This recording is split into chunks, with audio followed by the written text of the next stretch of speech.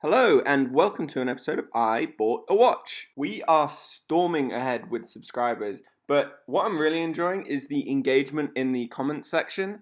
I love that people are giving their own takes on the watches as well as opinions if they've bought similar pieces, because at the end of the day, this just gives other viewers a better idea of what they're getting, and besides, I just really enjoy reading them. Oh, before I get into this review, I should probably mention that we are doing a giveaway at the moment. It's not much, but if you're interested, you can click the link here at the top of the screen to take you to that giveaway video, and I'll leave a link in the description below. Alright, enough housekeeping, let's get on to the review. Today we're looking at the Corgeut 007. I'll get on to why it's called the 007 in a bit. So I picked this watch up for £69 on eBay with an additional strap. I'll leave a link to that unboxing video in the description below. So the reason it's called the 007 is because this model pays homage to a special edition of the original Seamaster 300.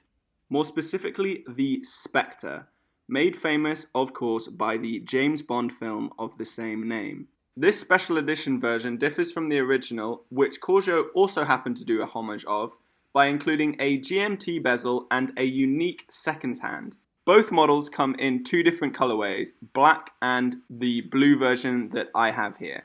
I've seen listings on AliExpress with multiple different strap options, and I think this watch is a bit of a strap monster. So at the end of the video, I've tried this one on a variety of straps, so stay tuned for that. Alright, let's get into some specifications. But I'll tell you what guys, every time I pick this one up, I am just amazed at how good it looks. I am such a fan of this dial. So it has a diameter of 41mm, a lug-to-lug of 50mm, a lug width of 20mm, and a thickness of 13mm, which is actually a lovely set of dimensions for this watch. Now let's get a closer look at this dial. Let's start off with this beautiful handset. There's something about this specific combination that I am a massive fan of. I love the way that the hour hand kisses the tips of those triangular hour indices, with the minute hand extending all the way out to the edge of the dial in a fine point that allows you to easily distinguish the time, which is contrasted by the unique, even if it's not incredibly precise, lollipop seconds hand, which floats around that dial. The steel hands are finished in a high polish, with the hour and minute hands being faceted for extra light play. The hands also feature a fairly decent coating of faux patinaed lume, which give the watch a more vintage aesthetic. Another feature which drew me to this watch is the unique sandwich dial. The upper layer consists of a flat, deep navy blue colored base with the words Corgeut printed under the 12 and automatic chronometer printed above the 6. Further out around the dial, Arabics are printed on the inside of the 12, 6 and 9 hour indices. And in place of the 3, there is a cutout for an unframed date window.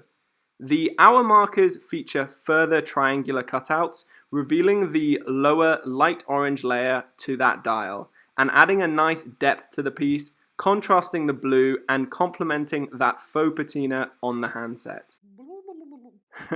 Hi, this is Oscar from the future. I was just editing the video and I noticed that the seconds hand stopped running.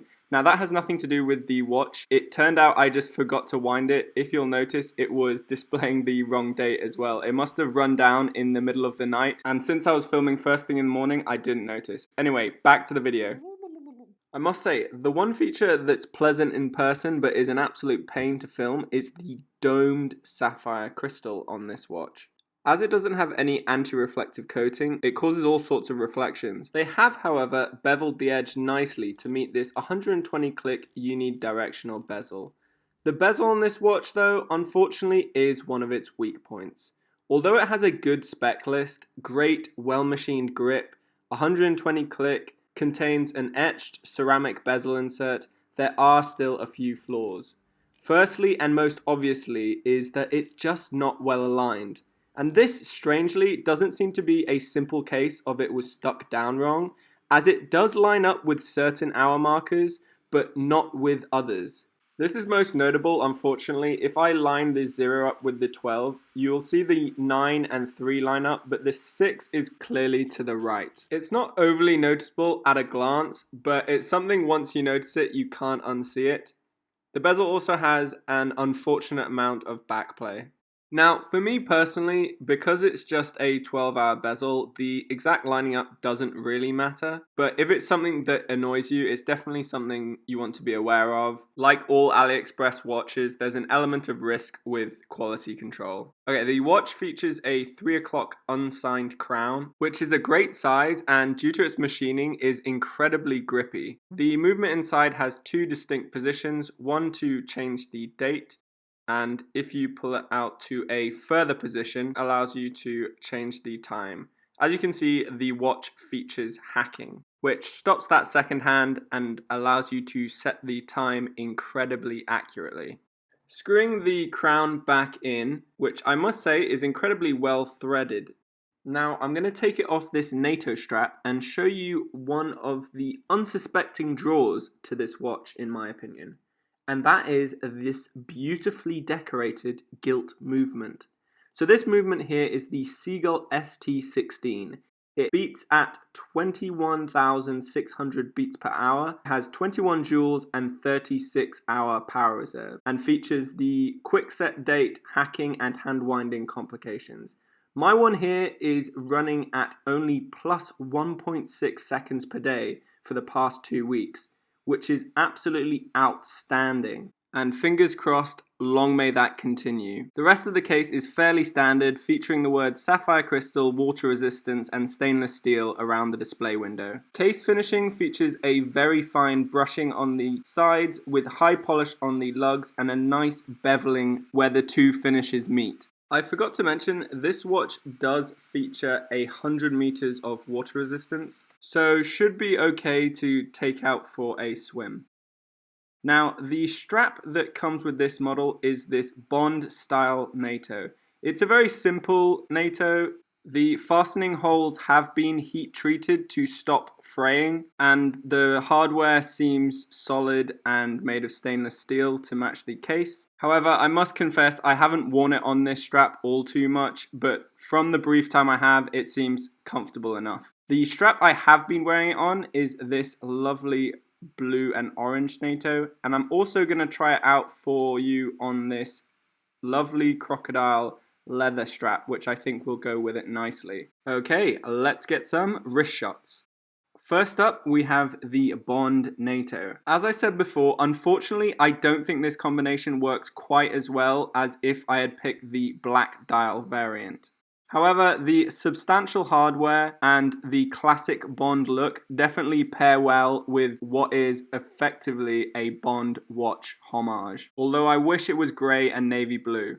Next up, we have the Page & Cooper Orange and Navy Blue NATO. This strap came with my purchase and is what I usually wear this watch on. I feel like it's just a nice combination with the navy blue complementing the top of that sandwich dial and the orange playing nicely with that faux patina on the handset and the cutaway hour markers. This definitely plays more into the watch's sporty look, but could serve as a splash of colour on a more formal occasion. If the occasion called for something more refined, pairing it with this brown crocodile leather strap really brings out the dressier side of this piece. The one downside of using this leather strap is because the spring bars are set quite far back in the lugs, you get a bit of an overhang due to this case design, which some might find quite uncomfortable. Alright, well that wraps it up for today's episode. I hope you enjoyed. If you did, please remember to like and subscribe. And once again, a reminder, if you want to enter that giveaway I mentioned at the beginning of the video, click the link on screen here. And as always, I'll see you in the next episode. Bye!